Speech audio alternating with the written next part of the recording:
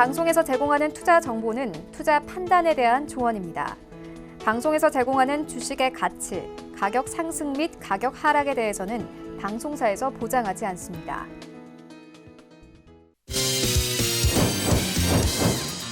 네, 오늘의 주요 헤드라인 소식입니다.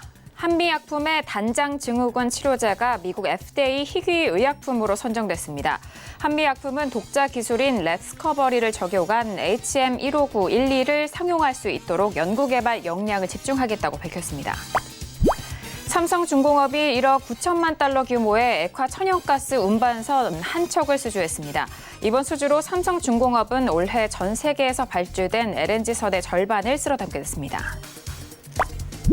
지난달 LG화학은 SK이노베이션이 영업비밀을 빼갔다며 미국에서 소송을 제기했습니다.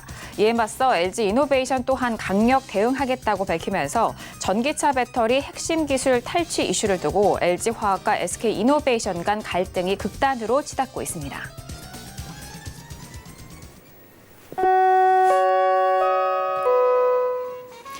네, 안녕하세요. 평택전문 장석투자 김은혜입니다. 전일 반등에 성공했던 코스피 지수는 오늘 다시 하락하면서 2200선의 이탈을 보여줬습니다. 최근 강달러가 유지가 되면서 원달러 환율이 계속적으로 상승세를 이어가고 있는데요. 오늘은 환율이 1170원대를 돌파한 상황입니다. 방금 전에 발표된 지표죠. 미국의 4월 비농업 고용 지표가 예상치를 크게 상회하면서 이 달러 강세는 지속될 것으로 예상이 되고 있습니다. 오늘 코스피 지수에서는 외국인의 매수가 지지가 되는 가운데 기관의 매도 속에서 지수 하락을 견인했습니다. 반면에 외국인의 선물에서는 매도 우위를 보인 상황인데요. 한편 코스닥 시장은 나흘 연속 상승을 이어가고 있는 시장 분위기가 이어지고 있습니다. 이렇게 오늘 금요일장이 마무리가 됐고요. 다음 주 월요일장은 휴장에 들어가게 되는데요. 오늘도 정석투자와 함께 하시면서 오늘 시장에 대한 정리와 그리고 다음 주 우리 시장에 대한 대응 전략까지도 꼼꼼하게 확인해 보시길 바라겠습니다. 그럼 오늘 시장 흐름 다시 한번 정리합니다. 시세 보시죠. 네, 오늘 코스피 지수는 전일 대비 0.74% 하락한 2196.32에 장을 마쳤습니다. 수급상 확인하시죠. 개인과 외국인의 동반 순매수, 반면 기관 홀로 순매도 이어갑니다. 코스피 시가총액 상위 종목 확인하시죠. 삼성전자는 1% 넘는 하락 속에서 45,300원에 마무리가 됩니다. 현대차는 약보합권 마감 속에서 137,500원에 오늘장 마무리가 됐습니다. 계속해서 코스피 시가총액 상위 종목 확인하시죠. LG화학은 반등을 이어가면서 1% 넘는 상승 속에 36만 4,500원에 마쳤습니다. 포스코도 역시나 하락으로 이어가면서 25만 2,500원에 오늘장 마무리가 됐습니다. 오늘 코스닥 지수는 전일 대비 0.19% 상승한 761.82에 장을 마쳤습니다. 수급상 확인하시죠. 개인과 외국인의 동반 순매수, 반면 기관 홀로 순매도 이어갑니다. 코스닥 시가총액 상위 종목 확인하시죠. 대부분의 시가총액 상위 종목들 하락세가 돋보입니다. 셀트리온 헬스케어도 오늘 약보합권 마감 속에서 7만 3,800원에 마무리가 됐고요. 신라제는 오늘 보합권 마감 속에서 6만 3,800원에 마무리가 됐습니다. 계속해서 코스닥 시가총액 상위 종목 확인합니다. 메디톡스도 약보합권 마감 속에서 55만 1,500원에, 셀트리온 제약도 1% 넘는 하락 속에서 5만 8,400원에 오늘장 마무리가 됐습니다. 네, 본격적으로 금요일장 장석투자 시작해보도록 하겠습니다. 금요일은요, 봉추소생 이강민 전문가님과 함께합니다. 봉추소생님 안녕하세요. 네, 안녕하세요. 네, 반갑습니다. 전일 오늘장에 대한 전망을 말씀을 해주셨을 때 하락세에 대해서 좀 전망을 말씀을 해주셨습니다. 오늘 좀 엇갈린 흐름을 보여줬고 특히나 앞서서 말씀드렸던 환율이 최근에 좀 치솟고 있는 상황인데요. 오늘 우리 시장 어떻게 보셨을까요? 네, 역시 환율이 어떤 그런 영향을 미쳤다 그렇게 볼 수도 있겠고요. 최근에 환율 분위기가 심상치가 않죠. 계속해서 원화 약세가 지속되고 있는데요. 이런 흐름이 사실 단기적인 흐름이라고 하면은 크게 문제가 없습니다. 그런데 추세적으로 계속해서 이렇게 치솟는 흐름이 된다고 하면은 상당히 불안한 면이 되겠죠. 그런 부분도 반드시 체크를 하시기 바라겠고요. 어쨌든 달러 강세가 계속 지속된다고 하면은 역시 시장이 그렇게 긍정적인 부분으로 보기엔 좀 어려운 것 같습니다. 오늘 시장의 흐름은 역시 수급적인 부분을 볼 수가 있겠는데요. 외국인의 선물 매도가 과도하게 나왔고요. 그리고 코스피 같은 경우에는 현물에서는 기관이 매도를 많이 했어요. 그리고 외국인이 매수를 했는데 사실 지금 현재 이런 상황에서 외국인들의 어떤 그 매수세 이런 것들도 뭐 크게 탐탁지는 않다 그렇게 생각을 합니다. 어쨌든 종합적으로 봤을 때는 시장의 흐름이 강세를 보이기는 어려운 흐름이다 그렇게 보시는 게 맞을 것 같고요. 현재 시장의 흐름이 고점에서 횡보를 하고 있는 그런 흐름인데 계속해서 이런 흐름이 유지가 된다고 하면은 상당히 무거워지는 흐름이기 때문에 이런 흐름이 지속되는 상황에서는 언제든지 다시 한번 또 낙폭을 키울 수 있는 그런 부분도 있기 때문에 좀 지수에 신경을 쓰시면서 대응을 하시면 좋을 것 같습니다. 다만 지수가 어느 정도 유지가 되는 상황에서는 종목의 흐름은 적당히 움직임이 나옵니다. 오늘 코스닥의 움직임이 좋았었죠. 그런데 결국은 코스피를 따라간다는 걸 반드시 기억을 하시길 바라겠습니다. 어쨌든 오늘 장은 겉으로 보기에는 그렇게 아주 뭐 큰 폭의 하락이 나오거나 그런 흐름은 아니었습니다만 장중의 흐름은 상당히 좀 긴박한 그런 흐름이 있었어요. 어쨌든 잘 버텼다고 보고요. 하지만 이런 버티는 흐름에도 좀 한계가 있지 않을까 일단은 그렇게 생각을 하고 있습니다.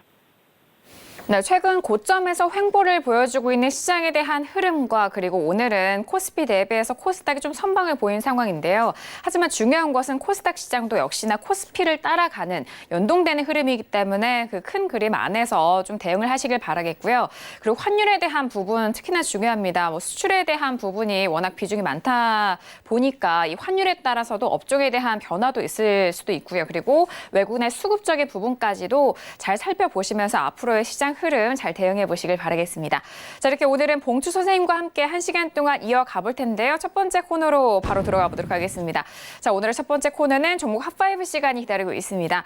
자, 이번 한 주간의 시장 안에서 관심을 받았던 5종목에 대해서 좀 살펴보고 구체적인 분석을 도와드리는 시간인데요. 그럼 이번 한 주는 어떤 종목들이 올라왔는지 종목 핫5 5종목들 화면 통해서 확인하시죠.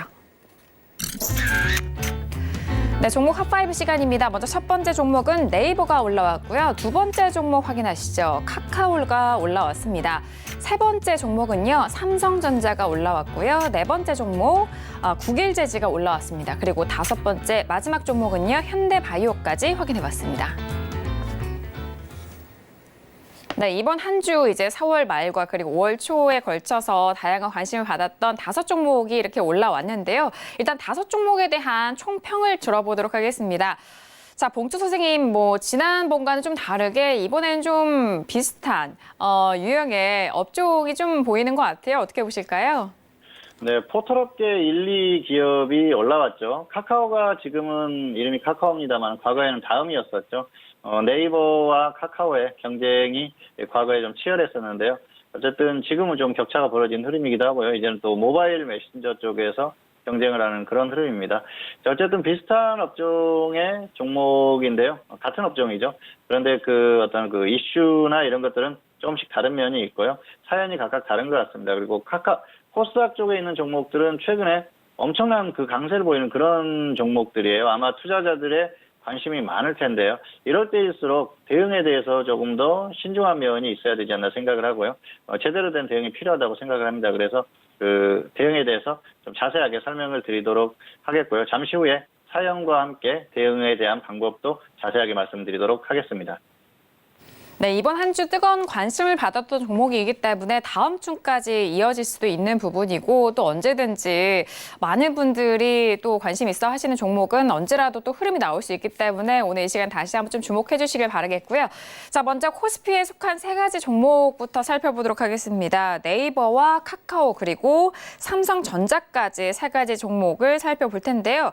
자, 오늘 네이버 같은 경우에는 1% 넘는 상승 속에서 12만 4천 원에 그리고 카카오도 역시나 4% 넘는 상승 속에서 12만 8천 원. 그리고 삼성전자는 오늘 하락으로 마무리가 됩니다. 1% 넘는 하락 속에서 4만 5,300원에 마무리가 된 오늘 종가를 먼저 확인을 해보셨는데요. 자, 3가지 종목에 대해서 구체적인 분석도 들어보도록 하겠습니다. 봉추 선생님 어떻게 보실까요? 네, 먼저 네이버입니다. 네이버 같은 경우에는 개인정보 유출 이슈가 있었죠. 그리고 1분기에 영업이익이 감소했다 그런 이슈가 있었고요. 그리고 주가가 저가를 기록했다 뭐 그런 이슈가 있었는데요. 보유자는 홀딩 후에 매도하시기 바라고요. 미보유자는 지금 단기적으로 충분히 접근이 가능하다 보겠습니다. 다만 곧바로 접근하기보다는 좀 가격 조정을 받으면 접근하는 게 조금 더 낫겠죠. 어쨌든 눌림목 구간입니다. 저점 부근이기 때문에 주가에 대해서는 크게 부담이 없는 상태고요. 단기 반등 흐름이에요. 그래서 지금 같은 경우에는 조금 더 끌고 가서 대응을 해도 되지 않을까 생각을 합니다. 다만 추세적인 흐름에 있어서는 역시 뭐 크게 갈 만한 그런 상황까지는 아직은 아니다. 그렇게 볼 수가 있겠습니다. 자, 최근에 이슈가 됐던 게 개인정보 유출 이슈예요. 네이버에서 사용자들에게 이메일을 보냈는데 그 이메일을 가지고 좀 논란이 되고 있는 것 같습니다. 이메일에 원천징수 영수증을 이메일로 보냈습니다. 그런데 그 메일에 타인의 어떤 그 인적사항을 잘못 보낸 것이죠. 그런 메일들을 삭제를 했다는 겁니다. 그런데 사용자들은 그 하는 주장이 그렇습니다. 메일을 열어보지 않으면 삭제를 할 수가 있느냐. 그래서 임의로 우리의 그 메일들을 열어본 것이 아닌가 그렇게 그 지금 주장을 하고 있습니다. 그런데 네이버에서는 기술적으로 불가능하다. 그래서 그런 것들은 절대로 일어나지 않았었고 어떤 그 다른 부분에서 그 메일을 삭제를 했다. 뭐 이런 얘기를 하고 있는 것 같습니다. 어쨌든 이게 뭐 지금 옥신각신하는 그런 상황이라고 볼 수가 있겠는데요. 어쨌든 향후에 상황에 따라서는 조금 좀 이런 그 부분이 확대될 수도 있다고 보는데요. 문제는 네이버 측에서 지우지 못하는 메일이 있다는 것이죠. 네이버의 메일을 사용하는 그 사람들, 그 사용자들 같은 경우에는 그 메일을 삭제를 했는데 다음이나 구글의 이메일을 가지고 사용하는 분들의 메일은 삭제를 하지 못했겠죠. 그래서 그런 분들한테 발송했던 타인의 인적사항을 발송했던 건 그대로 있다는 것이죠. 그래서 뭐 2차 피해가 우려된다 그러면서 향후에 그 흐름에 있어서 좀 불안한 흐름이 나올 수도 있겠다. 이런 것들이 뭐 또 어떤 또 소송이나 이런 것들로 번질 수도 있지 않겠습니까? 그래서 그런 것들이 조금 걱정이 되는 그런 부분이고요. 그리고 두 번째로는 1분기 영업이익이 감소했다는 그런 소식이 있었는데요. 1분기에 영업이익이 감소를 했다고 했습니다. 매출은 늘어났지만은 영업이익이 많이 감소했다. 어쨌든 뭐 그런 그 흐름을 보이고 있는데요. 이건 라인이나 이런 쪽에 투자를 많이 해서 그런 부분이 생겼다고 얘기를 하는 것 같습니다. 그런데 투자를 했다는 것이기 때문에 뭐 크게 문제가 될 만한 그런 상황은 아니라고 생각을 합니다. 그렇다고 해서 적자 전환을 하거나 그런 흐름 정도까지는 아니거든요. 그래서 현재 상태에서는 크게 문제가 될 만한 그런 흐름 정도까지는 아니라고 볼 수가 있겠고요. 어쨌든 실적이 조금 좋아지지 않은 그런 상황이긴 하지만은 향후의 미래를 위해서 투자하는 부분이기 때문에 긍정적인 부분으로 볼 수가 있다는 것이죠. 어쨌든 기업이 투자를 한다는 것은 상당히 좋은 부분이 아닌가 생각을 하고요. 그런 부분에 있어서는 뭐 크게 문제될 만한 주가에 흐름을 줄 만한 그런 흐름은 아니다. 그렇게 볼 수가 있겠습니다. 자, 그리고 주가가 저가를 기록했다. 그렇게 주장을 하는 것 같습니다. 지금 뭐 기관이나 이런 쪽에서 그런 얘기들을 하는데요. 주가가 최근에 보면 눌림목 구간인 것은 맞습니다. 단기적으로는 어느 정도 저가를 기록했다. 그렇게 볼 수가 있겠는데요. 추세적인 저점에 대해서는 생각해 볼 필요가 있겠죠. 이게 주가가 추세적으로 가기 위해서는 여러 가지가 어우러져야겠죠. 뭐 수급적인 부분도 중요하고요. 그리고 기업의 어떤 흐름, 매출이라든지 이런 것들도 중요합니다. 자, 그리고 역시 우량주들은 가장 중요한 게 시장의 흐름이죠. 물론 네이버가 나홀로 종목의 성격이 있습니다. 그런데 최근의 흐름을 보면은 지수와 어느 정도 연동하는 그런 흐름이 나오고 있거든요. 어쨌든 그런 부분을 봤을 때는 시장이 좋아야지 계속 갈 수 있다. 그렇게 볼 수가 있겠는데요. 현재 상태에서의 어떤 그 시장의 흐름, 이런 것들을 봤을 때는 크게 뭐 강하게 가기엔 좀 어려운 흐름이 아닌가 생각을 합니다. 그리고 최근에 수급적인 흐름 자체가 그렇게 좋지가 않아요. 그렇기 때문에 여기서는 뭐 크게 가기는 어렵다. 그런 생각을 합니다. 외국인들이 거의 뭐 패대기 치는 그런 흐름이 나오고 있어요. 그러다 보니까 강한 흐름이 나오기는 어려운 흐름이 아닌가 생각을 하고요. 단기적인 반등 정도만 생각을 하시는 게 좋을 것 같습니다. 여기서 뭐 너무 큰 기대를 하기에는 좀 어려움이 있다. 그렇게 말씀을 드릴 수가 있을 것 같습니다. 자, 차트를 잠깐 보시도록 하겠습니다. 네, 네이버의 적정 주가는 69,900원입니다. 그래서 현재 124,000원이죠. 비교값이 2예요. 그렇다 보니까 2배 정도 고평가되어 있다는 것이죠.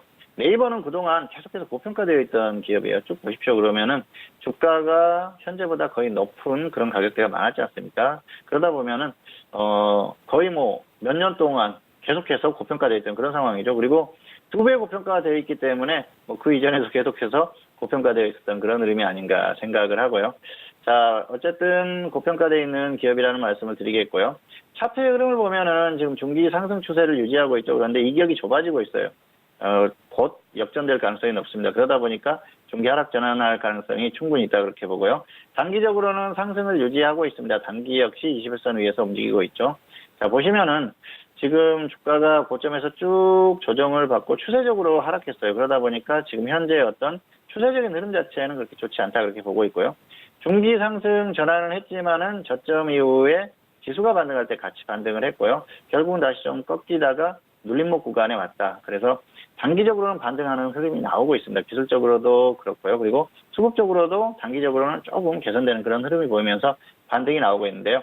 여기에서는 추세적으로 갈 만한 그런 상황까지는 아니라는 것이죠. 추세가 이미 무너진 그런 상황입니다. 그렇다고 해서 여기서 저점을 찍고 계속 가기에는 지수가 받쳐줘야 되는데 지수의 흐름이 그렇게까지 좋을 만한 그런 상황은 아니다 그렇게 보고 있습니다. 그래서 현재 상태는 추세적으로 가기가 힘들기 때문에 단기적으로만 대응을 하시는 게 좋을 것 같고요. 보유자는 홀딩 후에 매도하시기 바라고요. 미보유자는 단기적으로 짧게 접근을 해보는 건 충분하다. 다만 손절은 짧게 길어봐야 5% 정도로 짧게 보고 대응하는 게 필요하지 않나 이렇게 설명을 마치겠습니다. 자, 두 번째 종목은 카카오입니다. 카카오도 다양한 이슈가 있는 그런 종목이죠. 최근에는 수급적인 부분, 기관의 수급이 유입되는 그런 흐름이고요. 그리고 카카오 메이커스의 매출이 1,000억이 넘었다. 그런 그 소식입니다. 그리고 광고 매출 성장에 대한 그런 기대감들이 있는데요.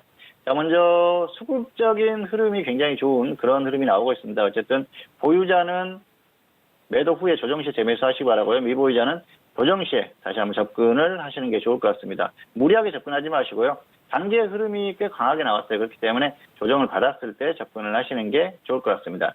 자, 최근에 카카오 같은 경우에는 다양한 이슈들이 나오는 그런 상황입니다. 그래서 여러 가지 이슈가 있는데요. 수급적인 부분이 좋습니다. 외국인과 기관이 같이 매수를 하고 있어요. 그렇다 보니까 주가가 반등하는 게 자연스럽겠죠. 외국인과 기관이 매수하는 우량주가 가지 않는다. 그러면은 그건 딱 한 가지입니다. 시장이 폭락하는 경우입니다.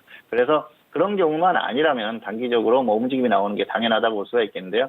지금 지수가 크게 무너지는 상황은 아니기 때문에 단기 반등은 나오는 것 같습니다. 그리고 단기의 흐름이 괜찮기 때문에 이런 상황에서는 조금 더 추가적인 움직임이 가능하지 않을까 생각을 합니다. 다만 반등이 이미 어느 정도 나왔기 때문에 정리하고 조정 시에 다시 한번 접근을 하자는 거죠. 자, 두 번째 이슈는 카카오 메이커스의 매출이 1,000억을 돌파했다는 소식입니다. 2016년 2월부터 이 서비스를 시작했는데요. 카카오 측에서 제조기업과 소비자들을 연결시켜주는 그런 서비스예요. 소비자가 제품에 대한 주문을 합니다. 그러면은 그 주문을 1, 2주 정도 같은 제품에 대한 주문을 받습니다. 그리고 제조업체가 그걸 제조를 하는 것이죠. 그래서 맞춤형 어떤 그 제조를 한다 그렇게 볼 수가 있겠는데요. 기업 입장에서는 재고에 대한 부담이 없는 그런 상황이고요. 또 주문하는 입장에서도 본인이 갖고 싶은 그런 제품을 주문할 수 있기 때문에 그런 면에서 어떤 그 수요가 맞아떨어지는 상황이고요. 지금 일단 그 사용자들이 80만 명을 넘어섰다는 그런 소식이 왔어요. 그러면서 매출이 1,000억이 돌파했다. 그러면서 급격하게 이런 매출이 증가하는 추세이기 때문에 향후에 이 카카오의 매출의 어떤 그 성장하는 데도 도움이 되지 않을까 그렇게 예상을 하는 것 같습니다. 어쨌든 그 제조업의 새로운 패러다임을 제공하겠다는 그런 그 취지로 이것을 추진했는데요. 상황이 잘 돌아가는 것 같습니다. 좋은 흐름을 보이고 있기 때문에 이런 흐름들이 계속해서 지속이 된다고 하면은 좋은 흐름이 나오지 않을까 그렇게 생각을 합니다. 그래서 이런 부분들도 잘 체크를 하시는 게 좋을 것 같고요. 세 번째로는 광고 매출의 성장 기대감, 매출 성장 기대감인데요. 카카오톡의 문자 그 서비스에 배너 광고를 붙이겠다. 그래서 이런 그 소식이 들리면서 광고 매출 증가에 대한 그런 기대감을 갖는 것 같습니다. 어쨌든 그런 것들이 시행이 된다고 하면 아무래도 매출의 성장에 조금 더 기대를 할 수가 있겠죠. 그래서 이런 종합적인 부분들이 어우러져서 최근에 주가의 흐름이 나오고 있어요. 최근에 카카오의 주가의 흐름이 좀 강한 탄력을 보이고 있지 않습니까? 그래서 이런 부분들이 종합적으로 어우러졌다는 것이죠. 전반적으로 카카오의 어떤 그 흐름 자체는 좋아지고 있습니다. 자, 과거에 다음과 카카오가 합병할 때 엄청난 시너지 효과에 대한 기대감이 있었지 않습니까? 그런데 실제로는 매출이 그렇게 크지가 않았어요. 그런데 다양한 서비스들을 제공을 하면서 실적이 많이 좋아지고 있습니다. 카카오뱅크라든지 여러 가지 서비스를 하지 않습니까? 그러면서 이 어떤 그 소비자들의 욕구를 충족시켜주는 그런 흐름인데요. 최근 보면은 매출이 성장을 하고 있고요. 영업이익도 그만큼 좋아지는 그런 흐름이 보이고 있어요. 아무래도 규모 면에서 좀 커지는 그런 흐름이고요. 또 카카오톡을 이용한 다양한 서비스들을 하고 있기 때문에 향후에도 역시 발전할 수 있는 부분은 무궁무진하다 그렇게 볼 수가 있겠습니다. 어쨌든 지금이 모바일 시대이기 때문에 이 모바일 메신저를 활용한 다양한 사업들이 가능할 거라고 보고요. 향후에도 꾸준히 좋은 흐름이 나올 것이다. 그렇게 보고 있습니다. 자, 차트 잠깐 보시도록 하겠습니다. 카카오의 적정 주가는 10만 1,200원입니다. 그래서 비교값이 1.21이에요. 거의 뭐 적정 주가 수준이다. 그렇게 보시면 될 것 같은데요. 자, 일단 단기적으로 반등이 나왔죠. 그래서 여기서는 무리할 필요가 없는 그런 흐름이고요. 차트의 흐름을 보면은 중기 상승 전환했습니다. 그리고 단기도 21선 위에서 상승세를 유지를 하고 있죠. 어쨌든 단기적으로 급등이 나왔습니다. 최근 주가가 움직이기 전에 주가를 보면 거의 10만 원대지 않습니까? 거기에서 13만 원 근처까지 왔어요. 단기적으로는 어느 정도 반등이 나왔다는 것이죠. 그래서 보유자는 매도 후에 조정 시에 다시 한번 접근하시는 게 좋을 것 같고요. 미보유자는 조정을 받았을 때만 접근하시는 게 좋을 것 같습니다. 무리하게 접근하지 말자는 것이죠. 어쨌든 그렇게 대응을 하시는 게 좋지 않을까 그렇게 생각을 하고 있습니다. 자, 세 번째로는 삼성전자입니다. 삼성전자 같은 경우에는 다양한 이슈를 몰고 다니는 그런 종목이죠. 최근에는 1분기 실적 부진 이슈가 있었고요. 그리고 컨퍼런스 콜 관련한 그런 소식이 있었습니다. 자, 그리고 반도체 투자 소식이 있었죠. 보유자는 매도 후에 관망하시기 바라고요. 미보유자는 관망하시기 바라겠습니다. 어쨌든 주가는 단기적으로 충분히 나올 만큼 나왔다 그렇게 볼 수가 있겠는데요.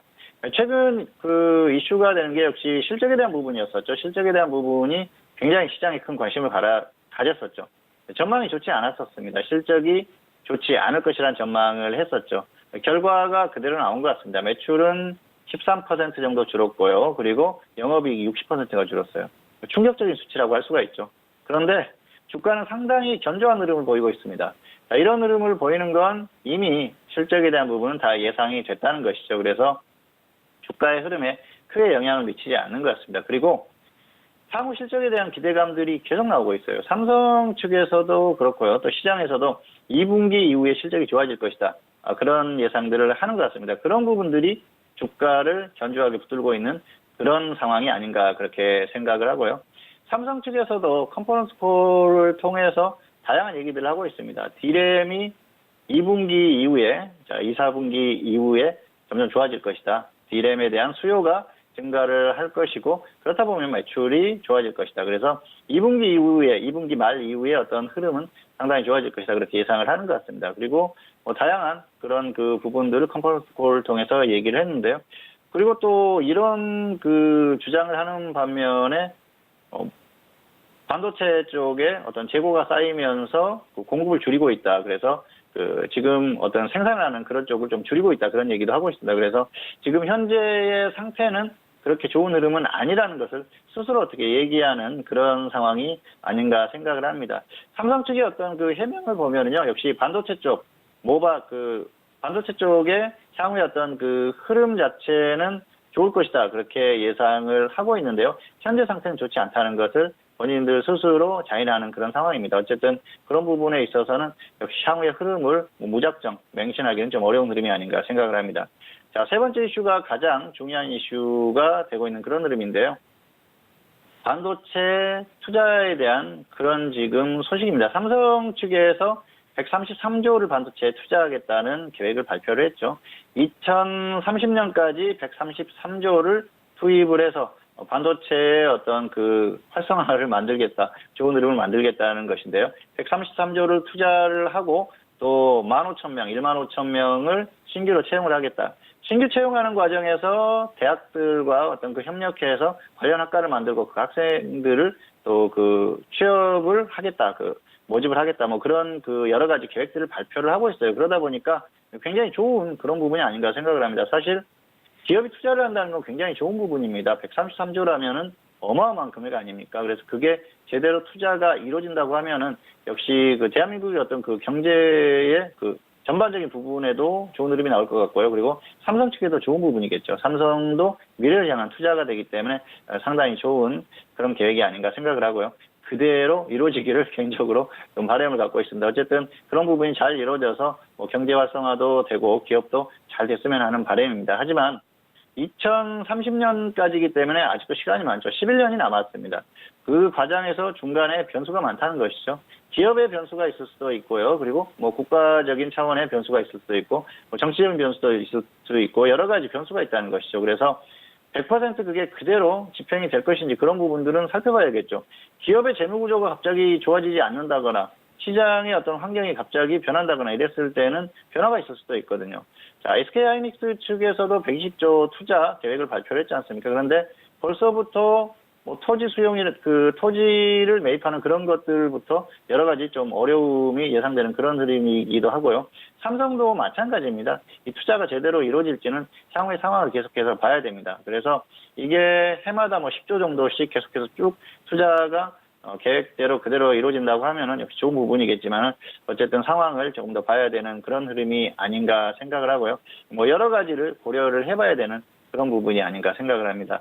어쨌든 삼성 측에서 계획했던 대로 그대로 투자를 하고 또 기업의 흐름도 좋아져서 어떤 그 여러 가지 좋은 그 시너지 효과가 좀 나왔으면 하는 바람을 갖고 있습니다. 그래서 좋은 결과가 나오기를 계속해서 기도한다 이렇게 말씀을 드리고 싶고요.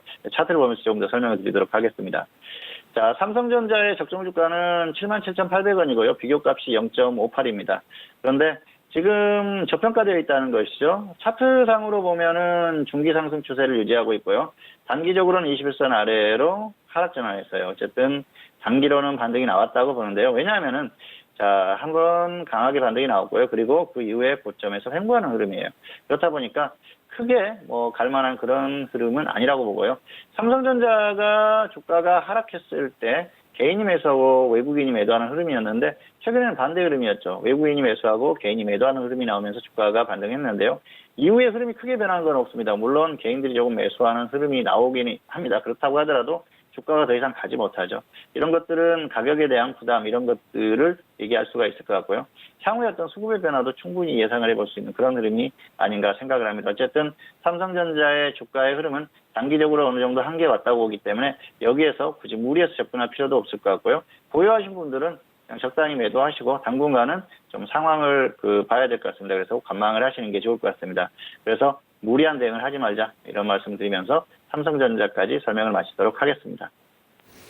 네, 먼저 세 가지 종목에 대해서 코스피에 속한 세 가지 종목에 대해서 먼저 짚어드렸습니다. 첫 번째 종목이었던 네이버는요. 1분기 영업이익에 대한 감소 소식과 그리고 개인정보 유출에 대한 이슈가 있었습니다. 보유자는 홀딩 이후에 매도에 대한 의견과 미보유자는 단기 접근이 유효하다라는 전략 주셨으니까 참고하시고요. 그리고 카카오도 역시나 최근에 누적 매출액이 1,000억을 돌파했다라는 이 매출 호조에 대한 소식도 있었습니다. 보유자는 현재 구간에서 매도 이후에 조정 시 매수에 대한 의견이고요. 그리고 미보유자도 가격대 조정 시 매수 접근 가능하다라는 의견이셨습니다. 자, 그리고 마지막 세 번째 종목이 삼성전자 같은 경우에는 뭐 다양한 소식들이 있죠. 어닝 쇼크에 대한 이슈도 있고 최근에는 또 비메모리 시스템 반도체 분야의 투자 소식까지 이어지고 있습니다. 자, 보유자원은 현재 구간에서 매도 이후에 좀 관망에 대한 의견과 미보유자도 역시나 관망에 대한 의견을 주셨으니까요. 세 가지 종목에 대해서 구체적인 전략 참고해 주시길 바라겠습니다. 자, 이어서 코스닥에 속한 두 가지 종목도 마저 알아볼 텐데요. 국일제지와 현대바이오가 올라왔습니다. 자, 먼저 국일제지 같은 경우에는 오늘 14% 넘는 급등으로 3,300원에 마무리가 됐고 현대바이오 같은 경우에는 반대로 13%가 좀 빠지면서 15,900원에 마무리가 된 상황입니다. 자, 코스닥에 속한 두 가지 종목도 구체적인 분석을 들어볼 텐데요. 봉투 선생님은 어떻게 보실까요? 네, 먼저 국일제지입니다. 국일제지는 자회사죠. 국일그래핀이 구글과 비밀유지 계약을 체결했다. 그런 이슈로 급등이 나오고 있는데요. 보유자는 홀딩 후에 매도하시기 바라고요. 미보유자는 확실한 조정 시에 접근하시기 바랍니다. 다만 보유자도 오늘처럼 다시 또 고점에서 조정받는 흐름, 꺾이는 흐름 이런 흐름이 나오면은 일단 정리를 하셨다가 확실한 조정 시에 다시 한번 접근을 하시는 게 좋을 것 같습니다. 그렇지 않고 계속해서 상승하는 흐름이 나오면 조금 더 끌고 가보자는 것이죠. 단기 흐름이 워낙 강하기 때문에 끌고 가보자는 건데요. 그렇다고 무턱대고 계속 끌고 가자는 게 아니라 여기서는 조금만 더 보자는 거예요. 지금 흐름이 강하기 때문에. 다만 지금 주가의 상승이 이미 어느 정도 나왔기 때문에 크게 무리하지는 않는 게 좋을 것 같습니다. 자, 최근에 국일제지 같은 경우에는 자회사죠. 국일그래핀이 구글과 비밀유지 계약을 체결을 했다고 합니다. 어쨌든 이런 부분 이슈가 되고 있는데요. 이전에는 국일그래핀이 구글에게 제품에 대한 그런 시연을 했다. 그렇게 하는 것 같습니다. 그래핀이라는 것은 역시 그 신소재죠. 뭐 플렉서블 디스플레이를 실현할 수 있는 그런 그 물질이다 그렇게 얘기를 하고 있는데요. 구길 그래핀이 구글과 관련한 그 협약을 하고 그 향후의 어떤 제품 생산에 대해서 여러 가지 그 긴밀히 협력하겠다 뭐 그런 그 협약을 했다고 합니다. 그러면서 비밀 유지 계약을 체결했다고 하는 게 굉장히 좀 이슈가 되면서 주가가 크게 움직이는 것 같습니다. 어쨌든 최근 이 주가가 움직이는 것 자체가 구글과의 어떤 그런 행보에 의해서 움직임이 나오고 있습니다. 구글이라는 기업이 사실 그 아무 이유 없이 움직이는 그런 기업이 아니지 않습니까? 그러다 보니까 더 이슈가 되는 그런 상황이고요. 그래핀이라는 어떤 그 신소재에 대한 그런 기대감도 있는 것 같습니다. 다양한 그런 부분들이 역시 주가의 움직임을 만드는 흐름인데요. 이런 이슈가 있었을 때 주가가 움직이면은 그런 부분은 충분히 이용을 해야겠죠. 그래서 그런 부분들을 좀 잘 이용을 하자, 뭐 그렇게 볼 수가 있겠습니다. 구일제지 같은 경우에는 최근에 이런 이슈로 움직였지만 수소차 테마에 속한 종목이에요. 수소차 테마로 움직이면서도 흐름이 괜찮았습니다. 그러다 보니까 뭐 좋은 흐름에 날개를 달았다고 할까요? 그러면서 더 좋은 흐름이 나오고 있습니다. 다만 단기적으로는 좀 너무 과도하다 만큼 주가가 상승을 했어요. 그렇기 때문에 상당히 부담스럽다는 것이죠. 이럴 때는 어떤 그 매도에 대한 생각을 해야 되고요. 그리고 정리하고 다시 보는 것도 필요합니다. 지금 벌써 저점에서 200% 이상 상승이 나왔지 않습니까? 그렇다고 하면은 크게 욕심 부릴 필요가 없겠죠. 그래서 뭐 이런 흐름, 오늘처럼 주가가 조금 꺾이는 듯한 흐름, 고점에서 조정을 강하게 받는 그런 흐름이 나오면은 사실 강세가 멈추는 흐름이 나오면은 이런 종목들은 일단 정리를 하고 다시 보셔야 돼요. 어쨌든 다시 반등이 나왔습니다만은 다음 주에 화요일, 수요일 또 꺾이는 흐름이 나오면은 정리하고 다시 보시는 게 좋을 것 같고요. 미보유자들은 무리하게 접근하지 마세요. 급등했던 종목들은 급락할 수도 있습니다. 그런 부분들을 반드시 생각을 하시기 바라고요. 무리하게 접근하면 결국 결과가 좋지 않습니다. 그렇기 때문에 무턱대고 따라잡지 마시고요. 조정을 확실히 받았을 때 접근하시기를 바라겠습니다. 자, 차트 보면서 설명을 드리도록 하겠습니다. 북일제지의 적정 주가는 1,100원입니다. 그러다 보니까 1,100원이면 여기죠. 지금 비교값이 2.89예요. 상당히 높죠. 2.89배. 고평가가 되어 있다는 것이죠. 어쨌든 단기에 급등하면서 그런 흐름이 나온 거예요. 그 전에는 뭐 거의 적정 주가 수준이었습니다. 그리고 차트를 보시면은 중기 상승 전환됐지 않습니까? 61선이 121선 위에 있죠. 그리고 단기도 21선 위에서 상승 추세를 유지하고 있습니다. 자, 이렇게 급등한 종목들, 이런 종목들은 초반에 급등을 했다고 조정을 받으면은 눌림목 가볍게 들어갈 수가 있겠죠. 그런데 가격에 대한 부담이 이렇게 생겼어요. 자, 저점이 1,000원대죠. 3,400원까지 왔습니다. 엄청나게 상승을 했죠. 그러면은 개인 투자자들 같은 경우에는 따라잡는 분들이 많아요. 급등할 때 여기서 따라잡는 분들은 운이 좋은 거죠. 그 이후로 계속 갔으니까. 그런데 이런 데서도 따라잡는 분들이 있습니다. 근데 절대로 이렇게 하시면 안 돼요. 언제든지 변수가 생길 수 있고요. 꺾일 수 있다는 걸 알아야 합니다. 그래서 이 급등한 종목들은 기다리세요. 최소한 뭐 조정을 확실하게 받을 때까지 쭉 기다리셨다가 이 정도까지 왔을 때 단기적으로 한번 들어가 보는 것이죠. 분할 매수, 짧게 분할 매수 해가지고 하락하면 손절 10% 하고 아니면은 상승하면은 또 적당히 뭐 20% 이상, 30% 이상 수익을 노려보는 것이죠. 단기에 강한 종목이니까 충분히 그렇게 가능하다는 겁니다. 그런데 무턱대고 고점에서 조금 조정받았네. 그런데 한 10% 조정받았을 때 무리하게 들어가면 안 된다는 것이죠. 그렇게 하면 안 되고요. 확실하게 조정을 받을 때까지 기다리시라는 겁니다. 지금 같은 경우에는 가격 멜트가 정말 제대로 발생을 해야 돼요. 좀 심할 정도로 조정을 받았네? 이런 느낌이 들 때까지 기다리시고요. 그렇지 않으면 접근을 안 하시면 됩니다. 잘못 들어갔다가 낭패를 보는 경우가 반드시 발생을 합니다. 그래서 항상 좋은 것만 생각하지 마시고요. 관리에 대한 것도 생각을 하시면서 대응을 해야 되기 때문에 확실하게 조정을 받을 때까지 없는 분들은 기다리시는 게 좋을 것 같습니다. 자, 두 번째 종목은 현대바이오입니다. 현대바이오는 췌장암 치료제 원천기술 미국 등록 소식이 있었습니다. 보유자는 매도 후에 재매수 하시기 바라고요. 미보유자는 역시 확실한 조정 시에 재매수를 하시기 바랍니다. 현대바이오는 최대 주주인 CM팜 관련한 이슈로 계속 움직이고 있는데요. CM팜이 개발 중인 췌장암 치료제 폴리탁셀이죠. 폴리탁셀에 대한 그 원천 기술을 미국에서 특허 등록을 했다는 소식이 들렸습니다. 그러면서 최근에 급등이 나오고 있죠. 이전에도 이 CM팜의 어떤 그 폴리탁셀 관련한 그런 이슈로 계속 움직임이 있었어요. 그러다 보니까 흐름이 이어진다 그렇게 보시면 될 것 같고요. 지금 흐름이 굉장히 강합니다. 그렇기 때문에 뭐 이런 종목들은 사실 따라잡고 싶은 욕망이 있습니다. 보통 이렇게 욕심이 생기죠. 그렇지만은 역시 9일 제지를 설명하면서도 말씀을 드렸지만 조정을 받을 때까지 기다리셔야 돼요. 무턱대고 접근하지 마시고요. 이제 꺾이는 흐름이 나오고 있습니다. 그래서 여기서 다시 그냥 상승을 해주면은 그때는 그 미보이자 같은 경우에 접근할 필요가 없겠죠. 그런데 조정을 받으면은 확실한 조정을 받을 때까지 좀 기다리자는 거죠. 그렇게 기다리셨다가 접근을 해야 확률이 높아지는 상황이고요. 보유자들도 계속 가던 종목이 이런 꺾이는 흐름이 나오면 일단 정리를 해야 됩니다. 그리고 나서 조정 시에 다시 한번 접근하는 게 정석이에요. 아무래도 이런 그 강한 흐름을 보이던 종목들은 한번 꺾이면은 또 강하게 꺾이는 면이 있거든요. 그런 부분들을 참고를 하자는 것이죠. 차트 보시도록 하겠습니다. 자, 현대바이오의 적정 주가는 3,700원입니다. 그러다 보니까 비교값이 4.9예요. 엄청나게 고평가되어 있는 것이죠. 4.9배가 고평가되어 있습니다. 그리고 지금 차트를 보시면은 중기 상승 전환에서 이격이 점점 커지고 있죠. 주가가 그만큼 강하다는 겁니다. 그리고 단기적으로도 21선 위에서 상승 추세를 유지하고 있습니다. 이 종목은 계속해서 상승세를 유지하고 있죠. 여기서부터 상승해서 강한 흐름이 나오고 있어요. 이렇게 강하게 상승했던 종목들은 확실한 눌림목에서 매수를 하셔야 됩니다.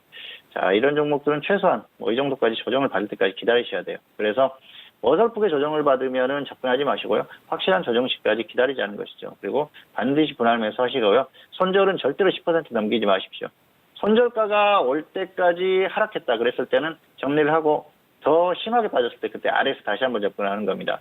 무턱대고 한번 강했던 종목이기 때문에 다시 가겠지 하면서 계속 기다리다가 쭉 빠져버리면 그때는 방법이 없어요. 그러다 보면은 장기 투자가 되는 경우도 있으니까 손절가는 반드시 지키시기 바라겠고요. 그리고 없는 분들이 새로 접근하실 때는 확실한 조정을 받을 때까지 기다리시라는 것이죠. 어쨌든 흐름이 좋은 종목이지만 흐름이 꺾이는 흐름이기 때문에 보유자도 매도 후에 다시 한번 접근하시는 게 좋을 것 같고요. 미보유자는 확실한 조정 시에 다시 한번 접근하시는 게 좋을 것 같습니다.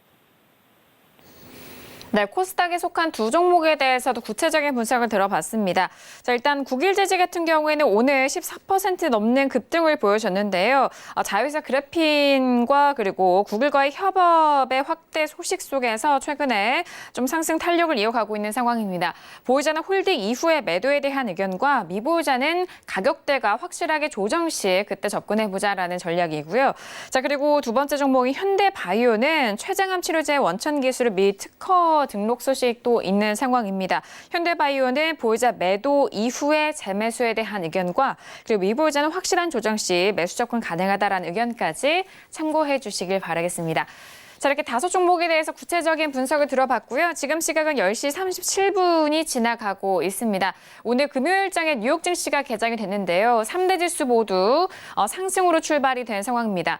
자, 앞서서 제가 오프닝에서도 말씀드렸는데 오늘 비농업 부분에서 지표가 상당히 좋게 나왔습니다.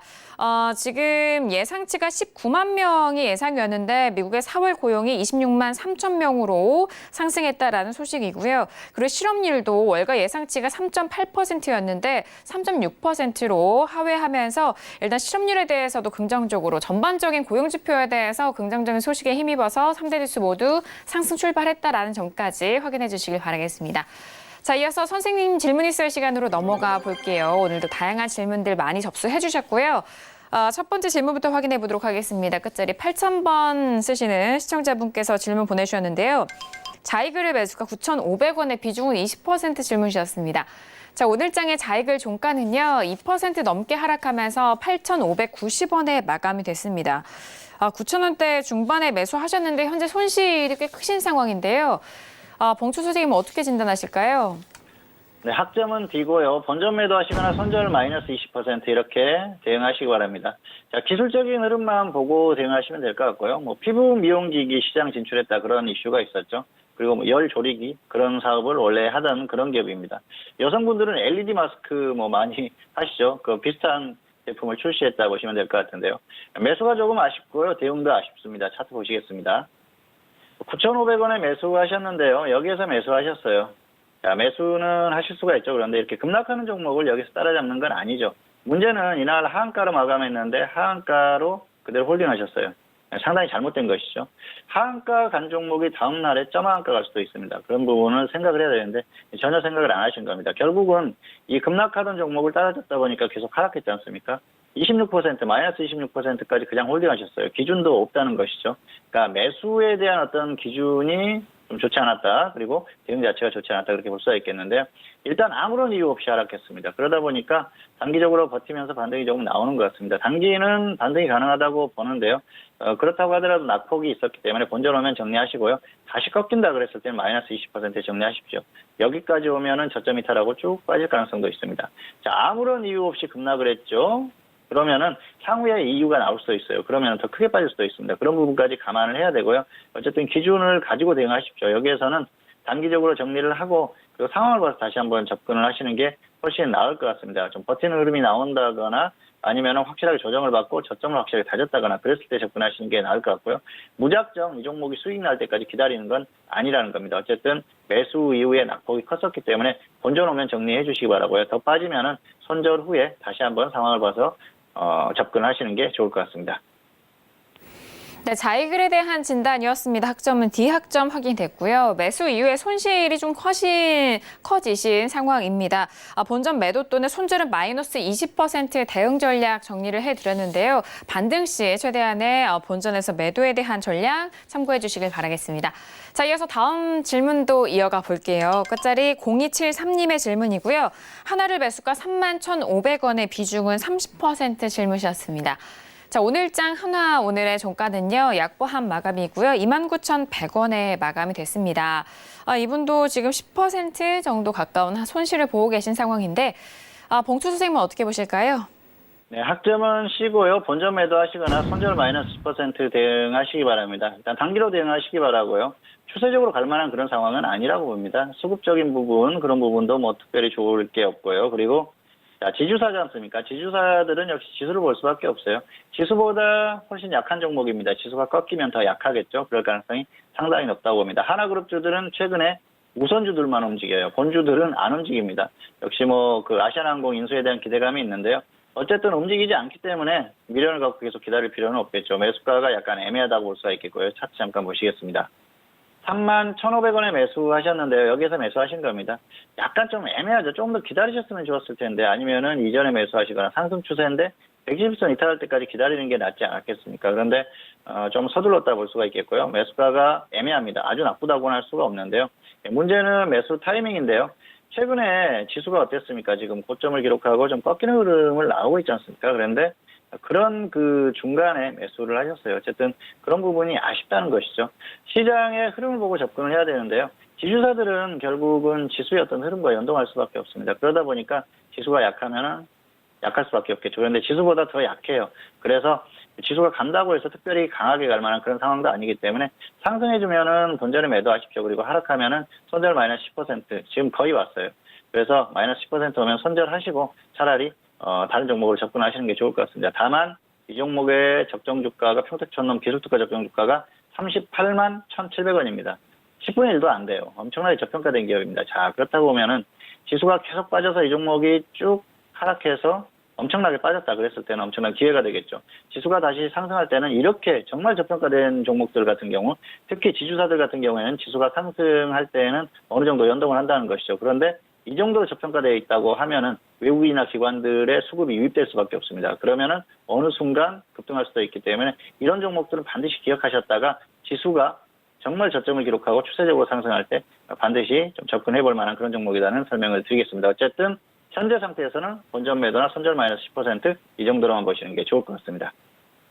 네, 하나에 대한 진단 도와드렸습니다. 학점은 C학점 확인이 됐고요. 반등 시 본전 매도 또는 손절은 마이너스 10%에 대한 대응 전략입니다. 자, 하나에 대해서 구체적인 전략을 세워드렸으니까요. 다시 한번 확인해 주시길 바라겠고요. 자, 이어서 다음 질문도 이어갑니다. 끝자리 8482님의 질문입니다. 우리산업을 매수하셨고요. 매수가는 36,300원에 비중은 20% 질문이셨습니다.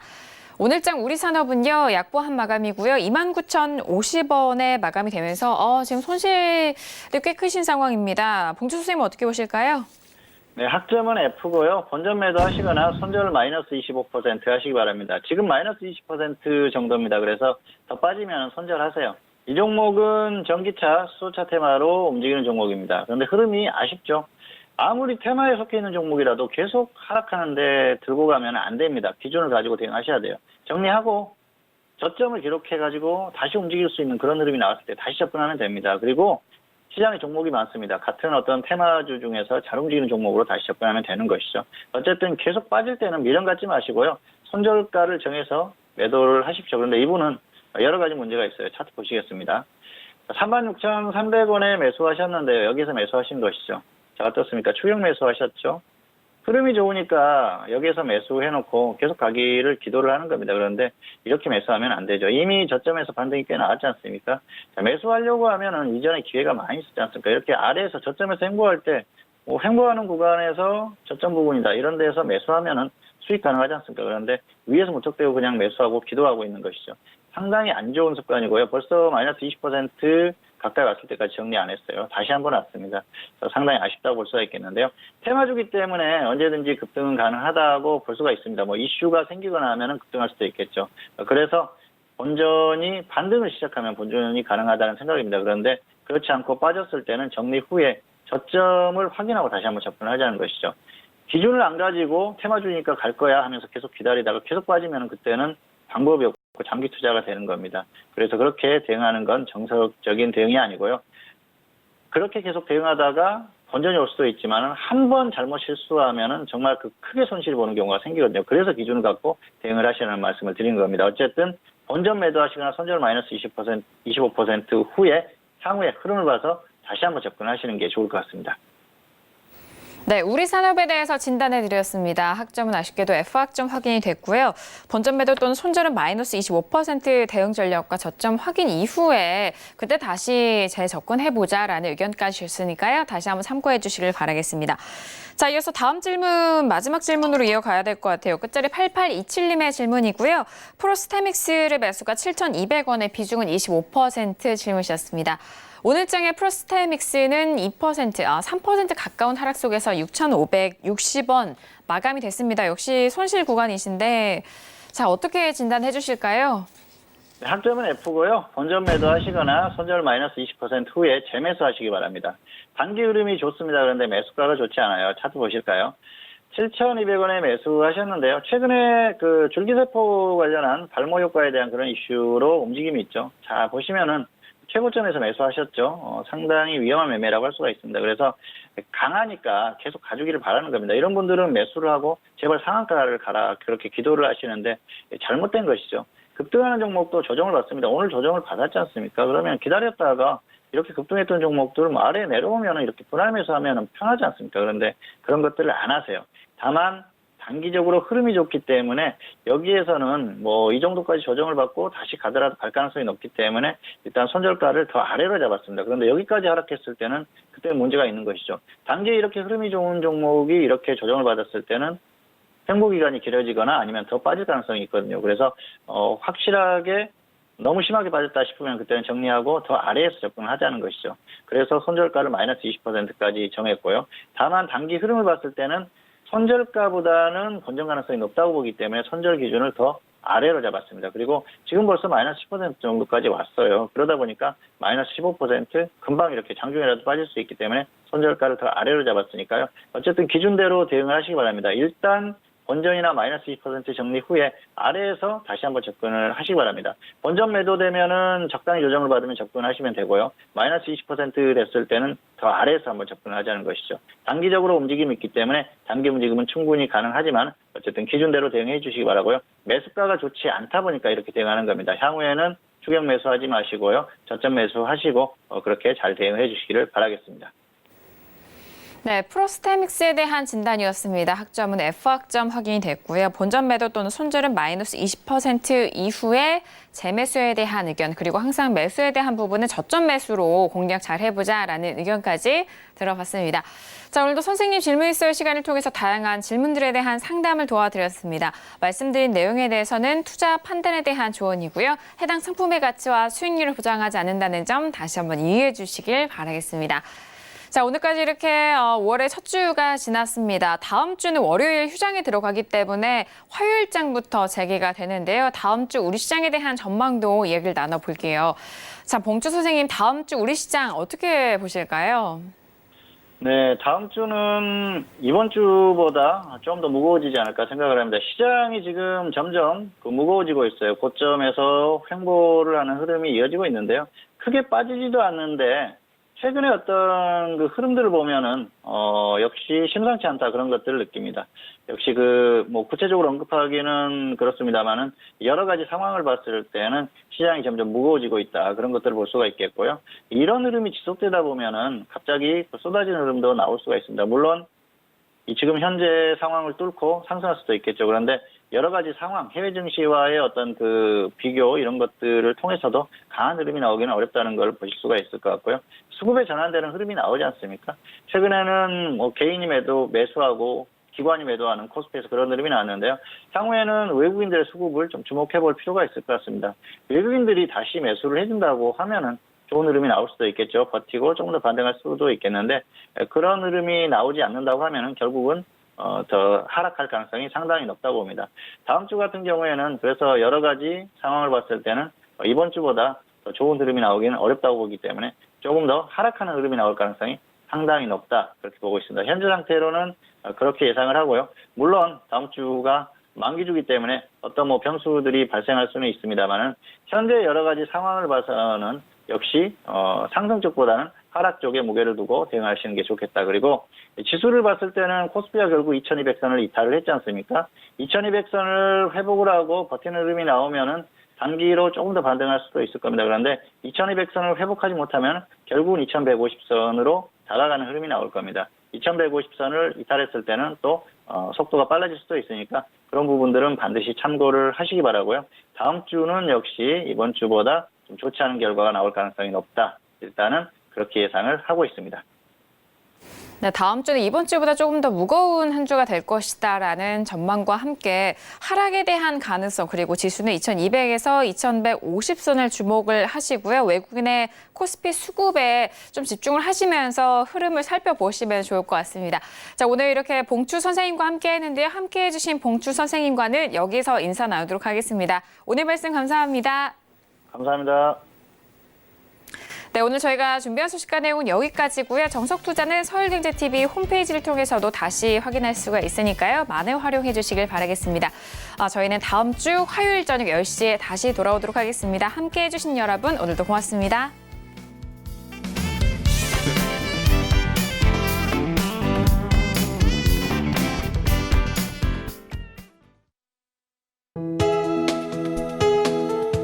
방송에서 제공하는 투자 정보는 투자 판단에 대한 조언입니다.